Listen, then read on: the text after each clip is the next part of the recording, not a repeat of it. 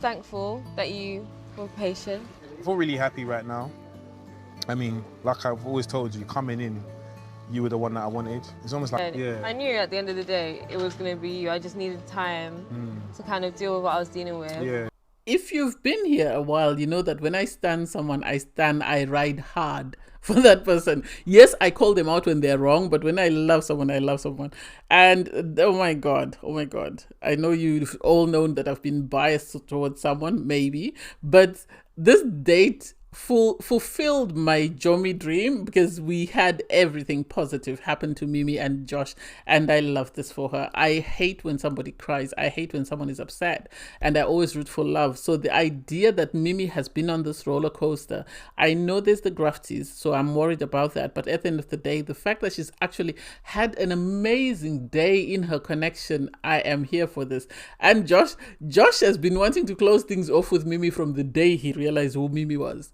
From the day they were talking about the dimple and whatever, he's been wanting to close things off with Mimi. He's just been waiting patiently because he knew that if he practiced patience, that day would come. And the fact that he was quick to run and tell the guys, I'm here for it. And the drama is about to start. I think the grafters will bring drama, but I think what's going to bring drama is Harry and the fact that he's aggrieved that, Ruben stole his girl back. And it's like, why?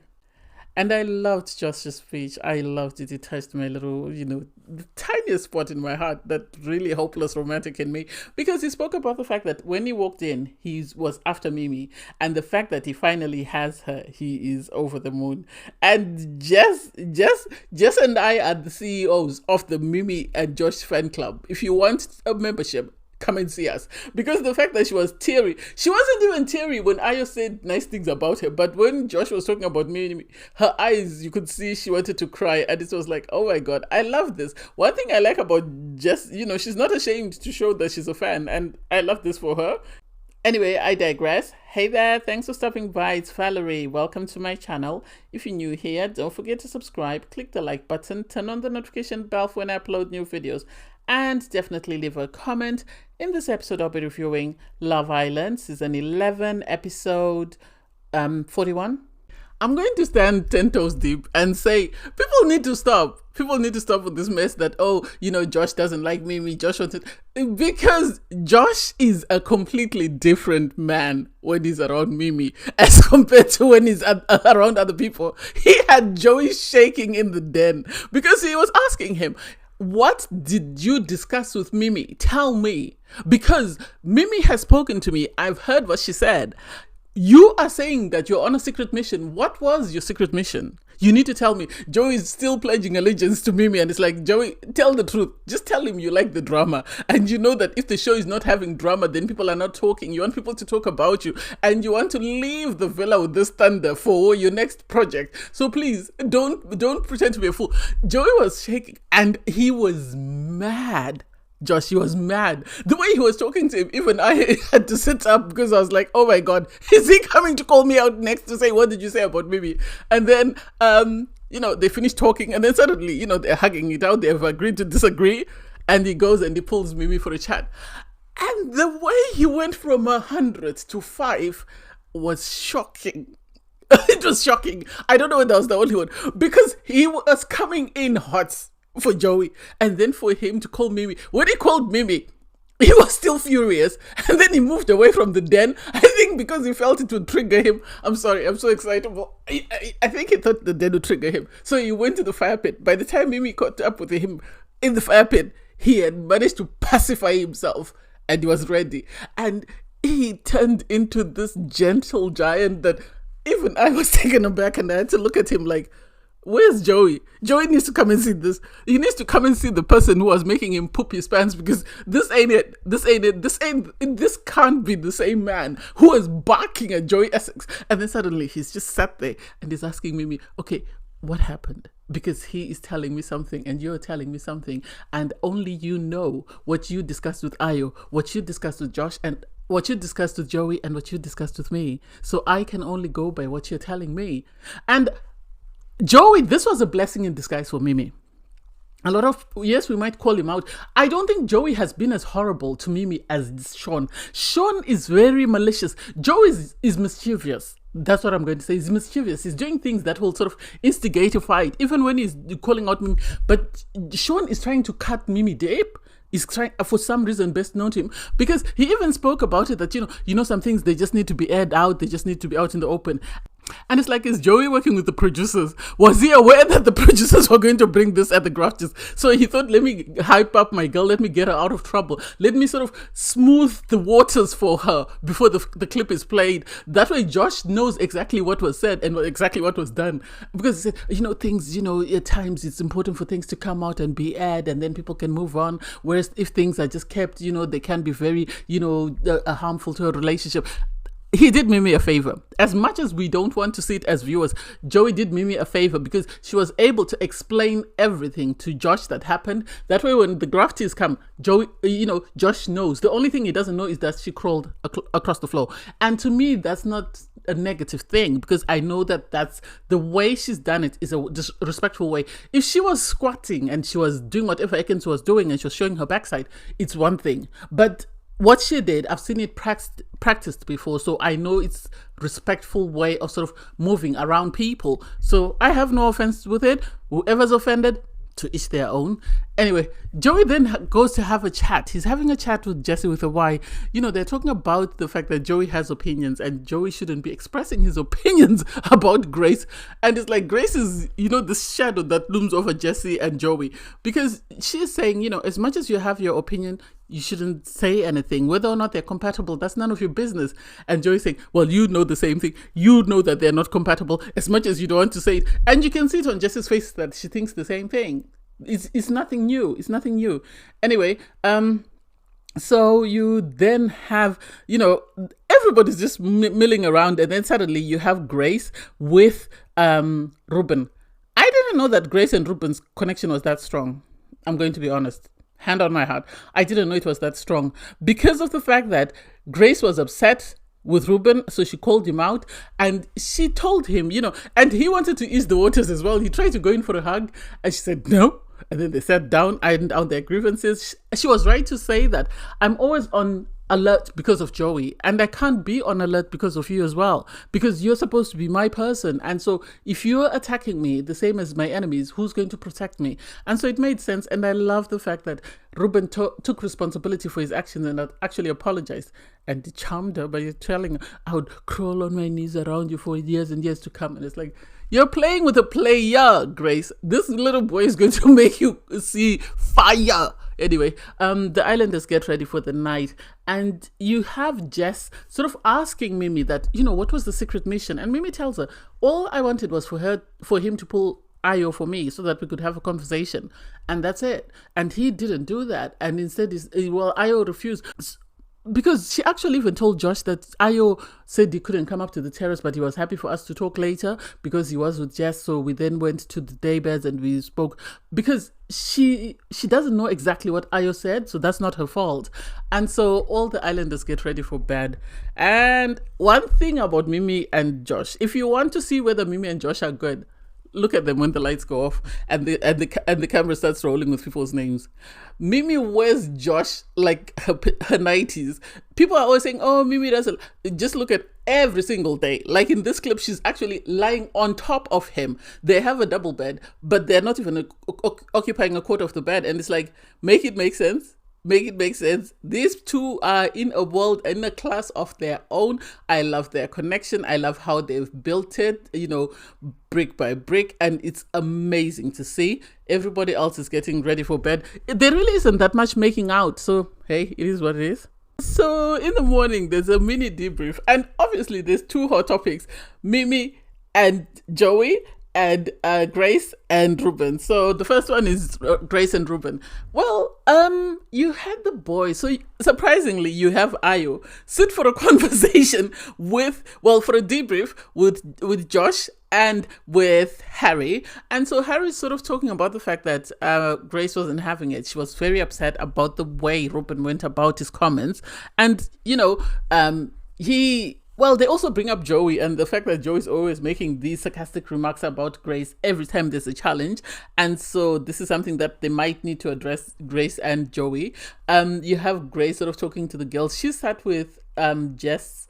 She seems to be very close friends with Jess, and also she sat with Lola, and she's just saying, I felt some type of way about that comment. But anyway, at least he apologized, so I feel a lot better. She doesn't touch the issue about Joey, she leaves it at that. And then we go to the Mimi and Joey saga, and I like the fact that, oh my god, I like the fact is a common theme at the moment. I like the fact that he, Josh was able to speak to Ayo and sort of say, Joey, I didn't like the way he made it seem like there was a lot more to the secret mission than I knew, because then it makes me question a lot of things. And Ayo cleared it up and said, no, it was just a conversation that needed to be had. And we had the conversation and that was it. And I don't know why Joey felt the need to say that. Even the girls are talking and Mimi is sort of saying, I don't understand why Joey said what he said, because at the end of the day, it wasn't that deep. I just wanted to speak to Ayo. And she tells everybody the day that it actually happened, that it's after the Snog Mary Pie. Which makes sense that Mimi would want to speak to, Ayo on the day of the Snog Mary Pie, because we had, Josh kicking off. He was furious. He wouldn't let Mimi know how furious he was. He was telling everybody else, but he didn't want to agitate Mimi. So at least everybody now has a picture of when it happened. They might not know the exact details of what was said, but they know when the incident happened and why, Joey might have thought it was a secret mission. I don't understand. He's not that dense. The fact that he's saying it was a secret and it was a mission, that's why I called it a secret mission. And it's like, Joey just said you were looking for something that you knew would instigate a response. That's it. It's okay. And then people will move on. Don't try and pretend like you don't know exactly what you were doing. Just say what you did and own it and move on. So it's going to be interesting to see what happens with that. Ayo was able to clear things up with Josh, which Josh, I think, appreciated, which was good. And then we have Josh receive a text message. I feel like Mimi deserves this. She's carried this show. She's been through a roller coaster of emotions. And for her to get a date, I know this is the second date. Well, with a romantic coupling, yes, this is the second date. She's been on a date, I think, with Connor, if I'm not mistaken, and she's been on a date with Omar, but this was a romantic date. The first one with Ayo, she went on a boat cruise. This one, it was to a market. And I know a lot of people were criticizing the market stall. I felt like that was an amazing date, because they got to explore culture, a different culture to what they know, and to see a different way of living. It's one thing to take them, in a car and drive off, but it's another thing to have them mix with the local and learn about the local culture. That was amazing. So back at the villa, you have Joey sit down for a chat with Jessie with a Y. Jessie is continually trying to rein in Joey, which is not a good look, and it's not a good thing for a couple when you're in a relationship. You want somebody, or you want your partner to be able to be themselves, and Joey is so restrained by Jessie with a Y. It's unbelievable, because it's bad enough he's in a villa where he can't leave, and then you have him constantly giving him demands and stuff. That is not it. I'm not saying Joey's not an instigator, but there's a way to deal with it without her having to tell him off every single time, because she comes across eventually as nagging if she continues to do that. Because look at Josh and Mimi, they're the complete opposite. Josh can go from 0 to 100, but because Mimi is so calm, it sort of forces him to calm down without her restraining him, because she could have easily run across when he was having his back and forth with Joey and sort of calmed him down, but she left him and he was able to sort of regulate himself until he came back down from whatever level he was. Anyway, I'm a hopeless romantic. I am a hopeless romantic. I wear that as a badge of honor, and this date was up my street. Oh my god, the fact that they were just walking around. I think for Josh can't believe he's got Mimi. Josh knows every guy that's been, or every black guy that's been in the villa has wanted to couple up with Mimi. And the person who managed to couple up with her in a romantic sense wasn't able to appreciate the person that she is. And so for him to think that I came in towards the end and I got this girl when Blade was coming for her, guns blazing, and I was able to sort of outmaneuver him, he can't believe it. The fact that he's always holding Mimi's hand is something else. The fact that he's always reassuring her, he's always loving, he's always caring. And this was even evident when he got dressed and he came to pick her up from the girls' dressing room, and he had to hold her hand, and all the girls were ecstatic and they were impressed by his look, because you even had Jessie with the wise eyes shining bright, and she was, "You look amazing." Poor Grace was standing behind the door feeling sorry for herself, because she would have wanted this to be her, but it's not her. Anyway, during the date, they're walking around the market stall. You have Josh try some cheese, and he sort of asks Mimi, "Are you going to kiss me now that I have cheesy breath?" And she leans in to kiss him, because she really likes this guy. And then they pass through the crochet store where they bought their Jomi, their firstborn. That's a cute present. That is a cute present, because that is something that will live on forever. And if they do get to a stage whereby they get married, that's something that they can give to their child and say, "We met on this reality TV show, we bought this thing, and here you go." And it can be a family heirloom. You can tell I'm very sentimental about things. And so I loved their conversations. I love the fact that Mimi was able to reassure Josh that it was always going to be you, but I needed to process what I was in first before I moved completely out of it. And so leaving the villa, I know a lot of people have different opinions. Oh, Mimi wanted IMU. No, Mimi is mental health trained. Mimi knows about the issues that people can have with unresolved issues or grief or whatever. So the fact that she's been able to go through the stages of grief, the fact that she's able to grieve her relationship with Ayo, whatever she believed it to be, and has come out the other side and said to herself, "I'm at peace." She will move on. She won't bounce back to Ayo. She won't, because she's managed to address every single issue that she had with it. She's managed to package it up and leave it in the villa. The day she walks out, she'll leave it behind her. She doesn't need to unpack it, because had she just jumped from Ayo to Josh, there would have been always unresolved issues. If you've had more than 2 relationships, you'll know that there's always that one that you think, "Oh, maybe I should have." There's no way she can say that, because she's managed to address every single thing that she needed to address in this relationship. The fact that they were talking, Josh saying he wants to meet her family and her friends, and then, he sort of asked her, "You're going to be an hour away. I'll be in London. You'll be in Portsmouth. So how are we going to meet?" And, she said, "You'll have to drive down and pick me up." "Well, passenger princess." And then he said to her, "Well, if I pick you up, I'm not bringing you back. You're staying in London." And it's like, this is going to be interesting, because Josh and Mimi are so used to one another. It's unbelievable. This is a connection that you can actually see that these people are friends. These people have created such a strong bond. The fact that they have to hold hands when they're walking. If he's not holding her hand, he has to hold her bum. If he's not holding her bum, he has to be kissing her. And when they go to bed, they have to be cuddling.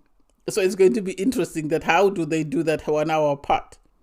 This is where the conundrum comes. The show is about to end. What will happen? That's my worry, that, oh, poor thing, poor Josh is not going to survive. It's either he's going to move Mimi to London, or he himself is going to package himself and go to Portsmouth. Anyway, I digress. So you have Josh and Mimi return from their date. I loved their date. I know a lot of people were feeling some type of way. It's way better than what Kieran and Nicole got. They were told to pack a bag, and they took them to some abandoned beach and just sat them down. Ayo and Mimi's boat trip I kept worrying about it capsizing. So I think this was cute. Even the car, I think it wasn't as isolated. It was a nice car, but I don't think it had so much sentimental value as them walking around, and years to come, if they're still together, they'll, I know they will be together. I'm a true believer in love. They will talk about it, especially having the toy there to sort of reminisce and say, "Oh, do you remember that time we went on that show and we went to this market and we, that sort of thing." So I can't wait for that, as though I'll be there. Anyway, they get back to the villa and Josh is on fire. Josh is excited because Mimi has agreed to close things off. So he is ecstatic. Just before they get there, you have Ayo having a conversation with Jessica, and Jessica sort of saying she felt some type of way.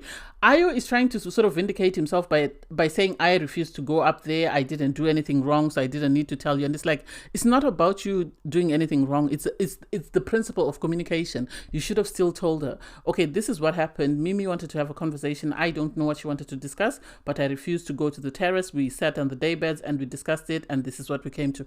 Just so she has peace of mind, because the reason why Josh hasn't been overreacting or has been very patient with Mimi is she's always kept him informed of everything that she was doing or everything that was going on. And so when they come back, and she actually said that she appreciated him for that on the date. So when they get back to the villa, Josh is excited to see, the other guys. He wants to tell them about his date. You have the girl saying, we missed you. And then Nicole is crying, don't ever leave me. And it's like, the two of you are leaving the villa soon. Yes, you are the OG girls, but you're leaving the villa. Are you and Josh going to be fighting on who is staying with Mimi in Portsmouth? Make it make sense. Make it make sense. I think Mimi is amazing. I think this is why these people really like her. Anyway, they talk about their date, and the market. They describe the market. Mimi shows the girls the toy. And you have Matilda run to catch the toy because she's got a stuffed animal as well that she sleeps with. So she's someone who would understand that. Everybody was cheering. And you can see some of the girls are sort of questioning their connections, that this guy came in and went guns blazing for Mimi and has done and treated her the way she deserved. Even Mimi was telling the girls that, I really appreciate the fact that he was patient and understanding and waited while I went through what I was going through. And then when I was ready for him, he stepped up. And it's like, that's a man who appreciates love. That's a man who's ready for love. I remember saying this in one of my reviews, that Mimi is the love that he missed on, that he's always going to talk about for the rest of his life. Because he found love, but he wasn't ready to receive it. Whereas Josh found love and was ready and willing and able to receive it. And that's why he's at this place where he's saying, I feel so excited. I feel like I'm on fire because, you are what I wanted. And Mimi told the girls, Josh was the first to tell the guys that they're exclusive.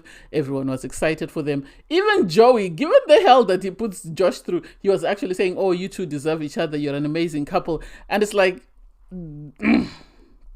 this is not it. It sounds like you're sort of taking a dig, because the guys did try to warn Ayo. For the longest time, they kept telling him, Mimi is an amazing girl. Mimi is an amazing girl. Even Ronnie. It was Ronnie, Kieran, and even Josh. They kept telling Ayo, Mimi is an amazing girl, and he didn't appreciate. So the fact that someone has come in and has recognized and appreciated and is accepted the gift that Mimi is, these boys are excited for her.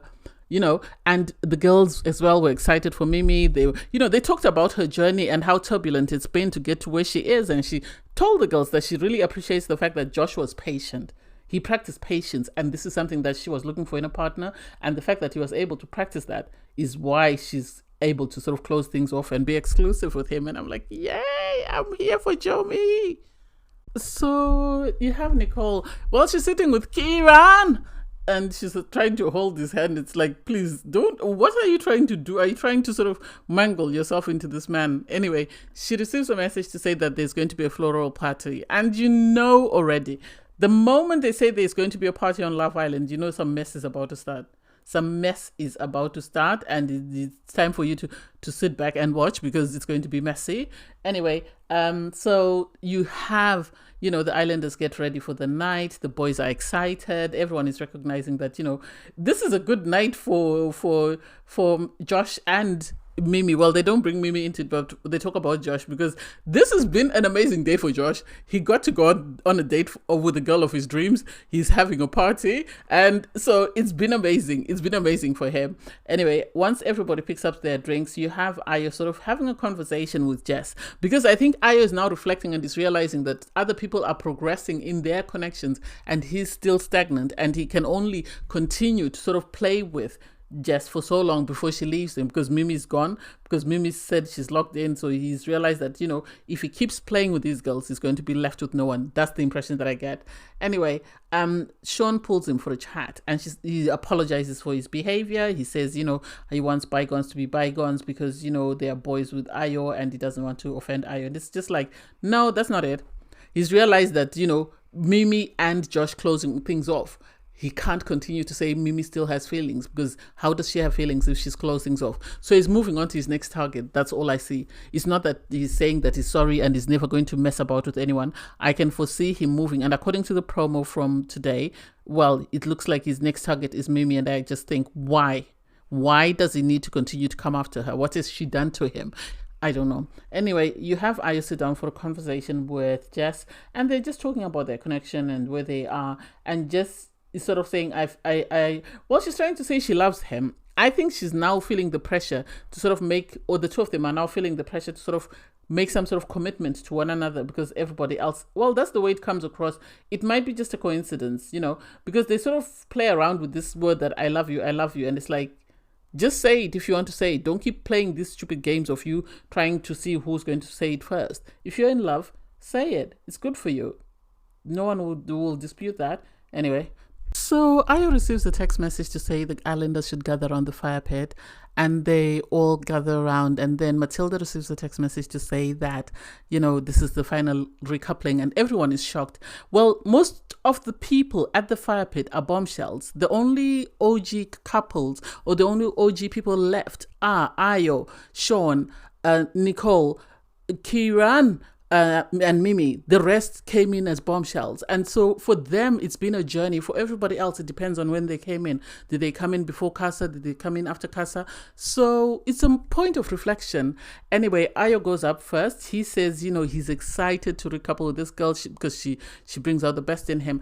And I think Ayo, because he's a man of few words, he deserves Jessica. There's no two ways about it. Because she's the spokesperson that he needs. He needs someone to speak up, and he needs someone to hold his feet to the fire. Whereas Mimi allowed him to trample all over her. So this is good for him. This is good for him.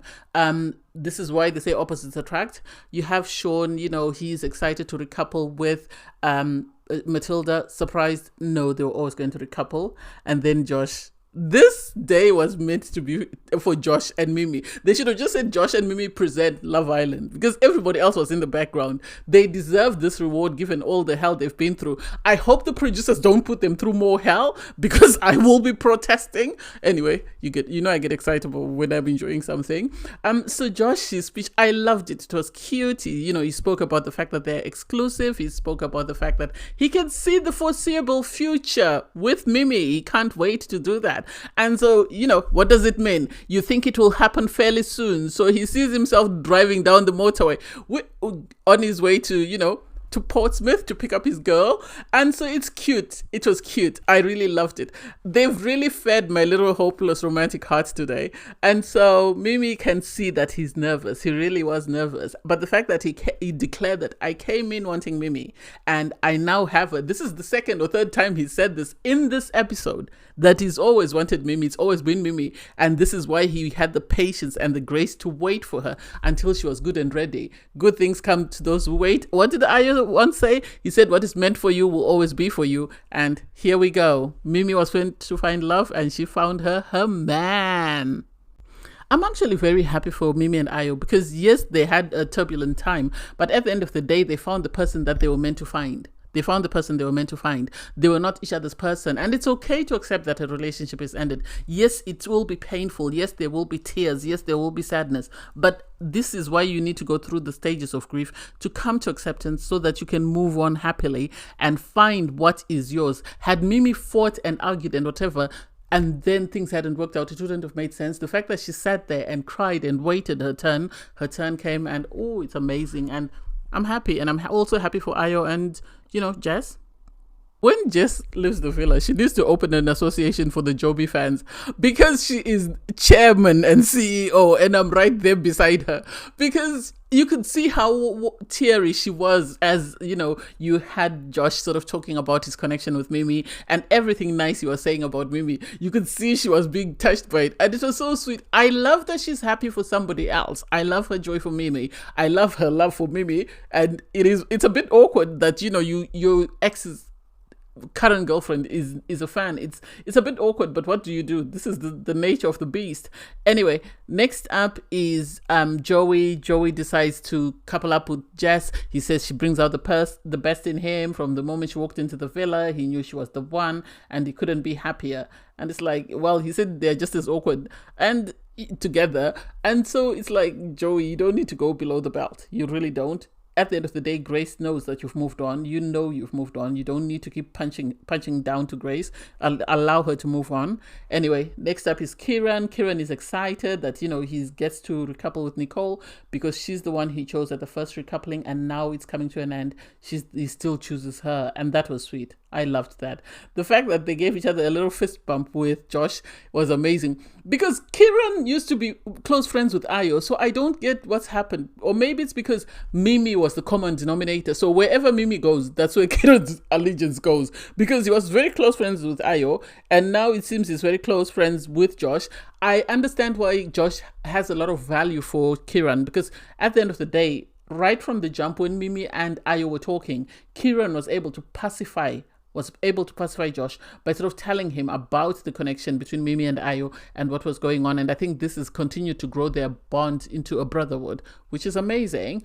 Even Ayo and Josh actually get along. It seems, we're just being shown the drama, but they actually seem to have very good relationships. Next up is Ruben. Ruben stands up. You can see Grace is sort of pleading for him to pick her. Now she's desperate. She doesn't want to go back to Harry. So he talks about this girl, she makes him feel good about himself. He's excited, she brings out the best in him. And I think because he's such a loud character, he needs someone who's able to sort of hold firm, and that's why Grace is good for him. Nobody else in the villa would be able to sort of rein him in when he's out on one of his little benders. Joey wasn't happy. Joey was not happy with that, and it's like, you say you've moved on and that Grace is part of your past. So if you've moved on, who she chooses to couple up with or who chooses to couple up with her should be none of your business.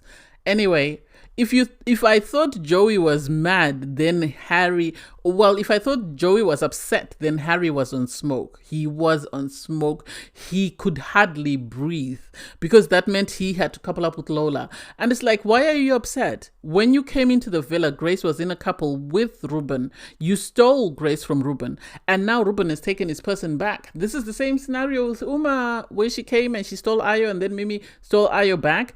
And it's like, Grace is ecstatic about going back. It's not like she's not ecstatic. If she was complaining that I didn't want to go back, it's one thing, but she really wanted to go back. So it is what it is. You have to suck it up. You chose to couple up with someone who wasn't available. Your wrath should be at the producers that brought in you. Your wrath should be directed at the producers who brought you in at the last minute. It has nothing to do with Ruben. Neither does it have anything to do with Grace, because you came in last and they were already connecting. So he couples up with Lola. He's in his speech, he says she's a nice girl, she made a big splash, but then he talks up, he sort of hints at the fact that he's aggrieved that he didn't get his person and his person was stolen. And it's like, just because someone is your type, that doesn't mean you're their type. Grace has said she likes her certain type, and so you have to deal with it and you have to move on. Anyway, you have Grace go with Ruben for a chat. She's ecstatic. She is ecstatic. She didn't, she couldn't wait to go back home. She couldn't wait to go back to Ruben. Ruben is over the moon. They are in their own little paradise. They move from that, they go to the day beds, and you can see this thunderous look on Harry's face. And it's like, what did he expect though? What did he expect? Did he expect Ruben to say, okay, fine, I'll go back to Lola just for the sake of it? He knows that sadly his days are numbered, because he and Lola don't have the same fan base as people that have been in there since the start. So sadly, he has to suck it up and keep it moving, because it is what it is. So you have Lola try to have a conversation with Harry, and eventually she just says, I'm going to get a drink, because it was giving major orcs. And she tells the other islanders, because Joey asks her, is everything okay? And she went, oh, he's just being very awkward. It's very strange. And it's like, oh my God, what's going to happen? Hopefully he doesn't fight someone. The islanders get ready for the night, and you have everyone crawl into bed. Well, before the girls come in, you have Kieran sort of saying to everyone, Nicole and I have only ever recoupled with one another. So we chose each other at the first recoupling, and we've been choosing each other every time since then. And it's like, well, I hear they're a good connection. Maybe the producers are exaggerating her sort of neediness. I hope that's the case. I really hope that's the case, because it would be a bad look for her to be that needy. I don't think you'd be able to meet those demands. Everybody gets into their beds, the lights go out, and couples are making out. And Mimi and Josh, I don't even know why they give them a double bed. They might as well just give them a quarter bed. because Mimi seems her bed is now Josh, and that's where she's happy. And hey, I love that for them. Anyway, thanks guys for watching. Please don't forget to like, share, comment, and subscribe, and click the link in my video to watch my review from episode 40. Bye guys.